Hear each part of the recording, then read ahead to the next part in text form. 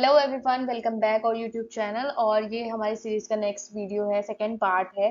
और इसमें हम डिस्कस करेंगे टीचिंग एप्टीट्यूड में factors affecting teaching learning process. Teaching learning process को अफेक्ट करने वाले फैक्टर्स पे बात करेंगे।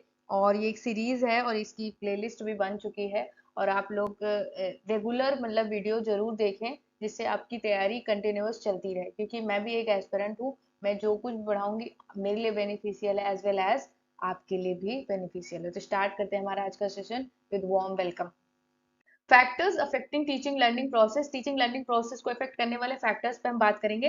There are three things which are involve in the teaching learning process. Teaching learning की जो प्रक्रिया है उसमें थ्री चीजें इंपॉर्टेंट है जो इसमें इन्वॉल्व होती हैं। एक तो पहला हमारा टीचर हो गया, नेक्स्ट हमारा स्टूडेंट हो गया, and the third one is very important, learning involvement. Okay, तो इन तीनों के बगैर आपकी जो टीचिंग लर्निंग प्रोसेस है वो प्रोसेस नहीं हो पाएगी। ओके, फर्स्ट हमारा जो इंपॉर्टेंट इसका फैक्टर है जो इफेक्ट करता है, इंटेलेक्चुअल फैक्टर। ठीक है, those who are excellent in academic performance have no difficulty in mastering school work। यानी कुछ बच्चे जो होते हैं जिनका एकेडमिक परफॉर्मेंस काफी अच्छा होता है, वो काफी अच्छे घरों से बिलोंग करते हैं, उनका वो बाई बर्थ काफी इंटेलिजेंट होते हैं, या उनको हो सकता है उनको एटमॉस्फेयर इतना अच्छा मिलता है उनकी फैमिली से कि उनको ज्यादा सीखने में प्रॉब्लम नहीं होती। हाउएवर अदर हैंड अगर आपको देखना पड़े, some students are unable to do it due to intellectual disabilities। Okay, तो इंटेलेक्चुअल डिसेबिलिटीज किस तरीके की हो सकती हैं, यानी कि जो स्पेशल बच्चे भी आपको देखने को मिलेंगे।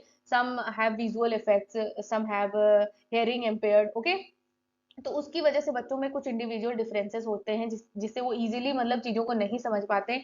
दे were all not able to understand easily the concept. Okay, तो टीचर ये एक इंटेलेक्चुअल फैक्टर है जो टीचिंग लर्निंग प्रोसेस को इफेक्ट करता है। ठीक है, अब लर्निंग फैक्टर में क्या आ जाता है, having mastery over the subject is one of the major factor that affect learning factor. It affect the students learning power and performance. यानी कि जो टीचर है उसकी जो लर्निंग एबिलिटी है, उसकी मास्टरी अपने सब्जेक्ट में, वो एक मेजर फैक्टर है। अगर वो अच्छी नहीं है तो वो इफेक्ट करती है स्टूडेंट्स की लर्निंग पावर को, उनकी सीखने की क्षमता को, उनके परफॉर्मेंस को इफेक्ट करती है। ठीक है, if a teacher has good mastery over subject, the student will understand and perform good. अगर टीचर अच्छी तरीके से अपनी सब्जेक्ट में मास्टरी उसने हासिल कर रखी है तो स्टूडेंट्स जो है बहुत इजी तरीके से उसको समझ पाएंगे और अच्छा परफॉर्म कर पाएंगे।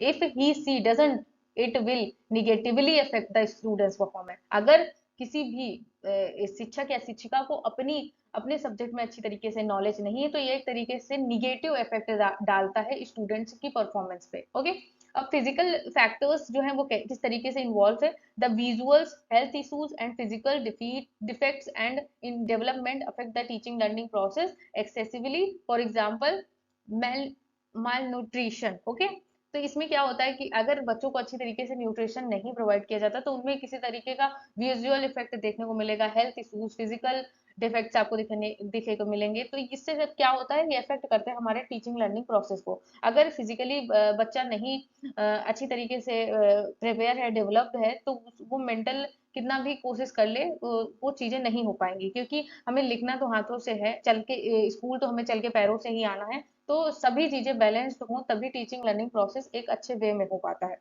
ओके, नेक्स्ट है attitude factor. Attitude determine the general behaviour of the student. Attitude का मतलब होता है कि जो बच्चे होते हैं उनका जनरल बिहेवियर, वो किस तरीके से बिहेव करते हैं, सामान्य बच्चा किस तरीके से बिहेव करता है, वो होता है हमारा attitude. Okay, it shows the ability and willingness of student to learn and grasp the knowledge which affect the learning process. और उसका एटीट्यूड ही ये बताता है कि वो कितना सीखना चाहता है, और इससे क्या होता है, उसका लर्निंग प्रोसेस जो है ना वो अफेक्ट होता है। वो निगेटिव इफेक्ट भी हो सकता है, पॉजिटिव इफेक्ट भी हो सकता है।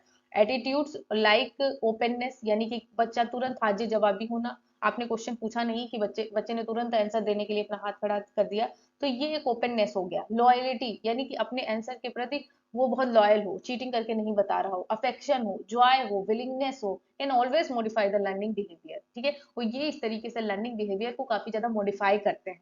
ठीक है, इन्वायरमेंटल फैक्टर्स किस तरीके से इफेक्ट करते हैं, it plays an important factor in the teacher student learning process. Teacher student दोनों को इफेक्ट करते हैं। It gets affected by classrooms, text books, equipments, fellow mates and other instructional material. यानी कि हमको चीजें लर्निंग प्रोसेस करने के लिए, अपनी बात को कहने के लिए एक मीडियम की जरूरत है, तो वो इन्वायरमेंट कैसा मिलना चाहिए, किस हिसाब से मिलना चाहिए टीचिंग लर्निंग इन्वायरमेंट, तो वो भी अफेक्ट करता है हमारे टीचिंग लर्निंग प्रोसेस को। ठीक है। अब teachers personality, it is the one of the most crucial factor. सबसे ज्यादा इंपॉर्टेंट अगर कोई चीज है तो वो है टीचर की पर्सनैलिटी। अगर टीचर की पर्सनैलिटी अच्छी है तो वो एक स्टूडेंट भी अच्छा बना लेगा, वो इन्वायरमेंट भी अच्छा बना लेगा। तो सबसे ज्यादा इंपॉर्टेंट क्या है, हमारे टीचर की पर्सनैलिटी। ठीक है। It is the one of the most crucial factor that affects the teacher learning process. The vital areas like leading, inspiring, guiding and adapting influence the process. Therefore it plays an important part in success or failure of the learner. Okay, तो यहाँ पे क्या होता है, जो ये teacher की personality ही decide करती है बच्चे का, स्टूडेंट का सक्सेस और फेलियर। ओके, तो ये काफी ज्यादा क्रूशियल रोल है। इस तरीके से हमने जो टीचिंग लर्निंग जो प्रोसेस है उसके फैक्टर्स को डिस्कस कर लिया जो इसको अफेक्ट करते हैं। ओके, ओके, तो यहाँ पे हमारा इंपॉर्टेंट सेशन यहाँ पे कंप्लीट होता है। Thanks for watching, watch next video and make notes with me. Thank you so much, bye bye.